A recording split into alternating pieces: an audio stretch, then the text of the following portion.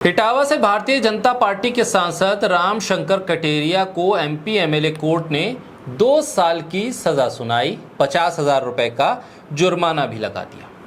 उन्हें बिजली सप्लाई करने वाली कंपनी के टोरेंट अधिकारी से मारपीट और बलवा करने का दोषी करार दिया गया।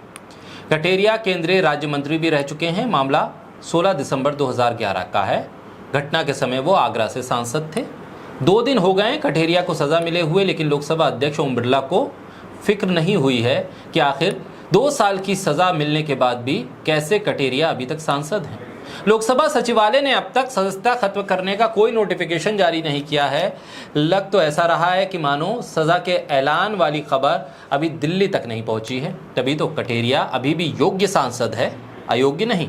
बोलता हिंदुस्तान पर मैं हूं आपके साथ मिर्जा शाकिर अली। राहुल गांधी को गुजरात पे सजा मिली। कोर्ट के ऐलान के साथ ही राहुल गांधी को अवमानना के मामले में 2 साल की सजा के ऐलान के साथ जुर्माना भी लगाया गया। अपील के लिए समय दिया गया। सजा के ऐलान के बाद कुछ ही घंटों के भीतर लोकसभा सचिवालय ने मुस्तैदी के साथ फरमान जारी कर दिया, कह दिया कि राहुल अब योग्य नहीं, अयोग्य सांसद हैं। लिहाजा अब वो सांसद नहीं है। ना अपील के लिए दी गई समय सीमा का इंतजार किया लोकसभा सचिवालय ने, न लोकसभा के अध्यक्ष ने। इतनी जल्दी की रात होने से पहले ही फरमान निकाल दिया गया। कार्रवाई इतनी तेज हुई कि घर भी खाली करने के लिए कह दिया गया।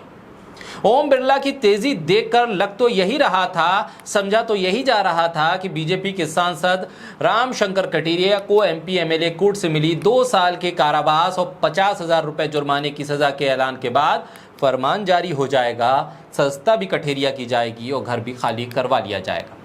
राहुल गांधी का मामला मारपीट का नहीं था, हाथापाई का नहीं था, फिर भी राहुल गांधी पर आपराधिक कार्रवाई के नजरिए से कार्रवाई हो गई। जबकि बीजेपी के सांसद रामशंकर कटेरिया ने तो मारपीट की थी। 6 नवंबर 2011 की दोपहर करीब 12 बजे उन्होंने टोरेंट पावर लिमिटेड आगरा के साकेत मॉल में उनके ऑफिस में पहुंचकर वहां के कर्मचारियों के साथ मारपीट की थी। न सिर्फ खुद मारपीट में शामिल थे, 10 से 15 समर्थक भी वहां मौजूद थे जिन्होंने मारपीट की शुरुआत कर दी थी।